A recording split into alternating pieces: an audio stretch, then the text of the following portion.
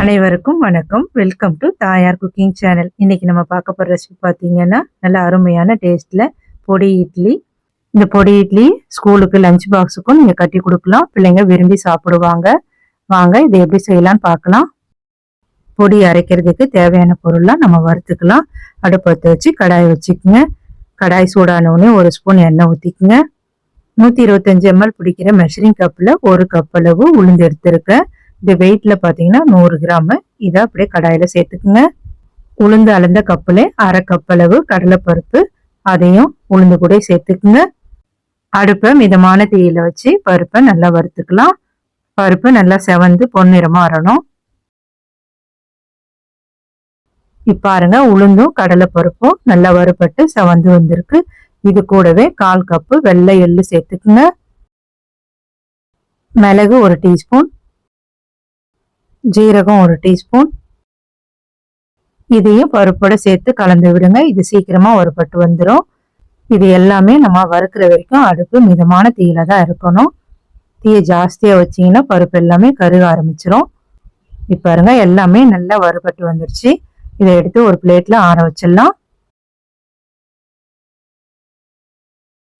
அதே கடாயில 8ல இருந்து 10 காஞ்ச மிளகாய் சேர்த்துக்குங்க. நீங்க எடுக்கிற மிளகா காரத்துக்கு தகுந்த மாதிரி சேர்த்துக்குங்க. இது கொஞ்சம் காரமா இருக்கும், அதனால நான் 8 மிளகாய் சேர்த்துருக்கேன். இது கூடவே கொஞ்சம் கருவேப்பிலையும் சேர்த்து ரெண்டும் நல்லா வறுபட்டு வரட்டும். இப்ப பாருங்க, கருவேப்பிலையும் காஞ்ச மிளகாய் நல்லா வறுபட்டு வந்துருச்சு. நம்ம ஏற்கனவே வறுத்து வச்ச பருப்போட சேர்த்துக்குங்க. அதே கடாயில 1 ஸ்பூன் எண்ணெய் ஊத்திக்குங்க. 10 பல்லு பூண்டு தோலோட இடிச்சு வச்சிருக்கோம், அதை சேர்த்து பூண்டு எண்ணெயில நல்லா பொரிஞ்சு பொன்னிறமா வறுபட்டு வரணும். அது வரைக்கும் வறுத்துக்கலாம். பூண்டு தோலோட போடுறது பிடிக்கலன்னா நீங்க தோலை உரிச்சிட்டு பூண்டை மட்டும் நல்லா தட்டி போட்டு பொரிச்சு எடுத்துக்குங்க. பூண்டு நல்லா வறுபட்டு வந்துருச்சு. இதை தனியா ஒரு பிளேட்ல எடுத்து ஆற வச்சிருங்க. இது எல்லாமே நல்லா ஆறி வரட்டும். அதுக்குள்ள நம்ம பொடி இட்லி செய்யறதுக்கு நான் இட்லி ஊத்தி வேக வச்சிருக்கேன். அதுக்கு வெந்துருச்சான்னு பார்த்து எடுத்துக்கலாம். இட்லி நல்லா வெந்து வந்துருச்சு. இதை எடுத்து ஒரு 5 நிமிஷம் ஆற விடுவோம். இட்லி நல்லா ஆறிடுச்சு. ஸ்பூனை வச்சு இந்த மாதிரி சுத்தி எடுத்து விட்டுட்டு எடுத்தீங்கன்னா ஈஸியா வந்துடும். இதே மாதிரி எல்லாத்தையும் எடுத்து இட்லியை நல்லா ஆற விடுங்க. இதை ஆறி வரட்டும். அதுக்குள்ள நம்ம பொடியை அரைச்சி எடுத்துட்டு வந்துடலாம். நம்ம வறுத்து ஆற வச்ச கடலைப்பருப்பு, காஞ்ச மிளகாய், கருவேப்பிலை எல்லாமே நல்லா ஆறி வந்துருச்சு.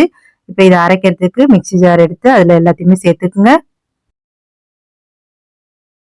இது கூட 1 டீஸ்பூன் பெருங்காயத்தூள் சேர்த்துக்குங்க.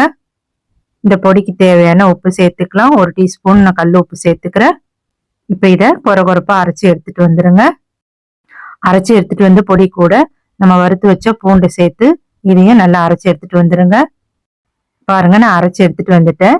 இப்ப நம்ம பொடி இட்லி செய்யறதுக்கு இதுல இருந்து 2 டேபிள் ஸ்பூன் எடுத்துக்கிட்டு மீதியை ஒரு பிளேட்ல கொட்டி நல்லா ஆற வச்சுட்டு கண்ணாடி பாட்டில்ல போட்டு மூடி வச்சுட்டீங்கன்னா வெளியில வச்சு 1 வாரம் வச்சுக்கு யூஸ் பண்ணலாம். ஃப்ரிட்ஜில் வச்சிங்கன்னா 1 மாசம் வரைக்கும் வரும்.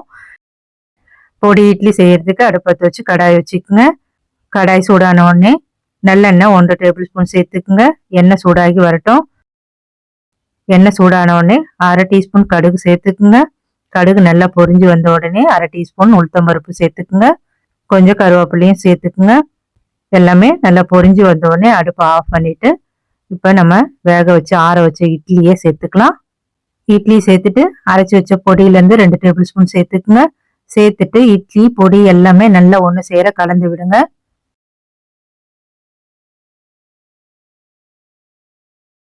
பாருங்க, நல்ல அருமையான பொடி இட்லி ரெடி ஆயிடுச்சு. நீங்களும் மிஸ் பண்ணாம செஞ்சு வீட்டுல உள்ள எல்லாருக்கும் கொடுங்க.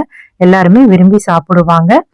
இந்த வீடியோ பிடிச்சிருந்தா லைக் பண்ணி ஃப்ரெண்ட்ஸ் அண்ட் ஃபேமிலிக்கு ஷேர் பண்ணுங்க. மறக்காம நம்ம தாயார் குக்கிங் சேனலை சப்ஸ்கிரைப் பண்ணுங்க. நன்றி, வணக்கம்.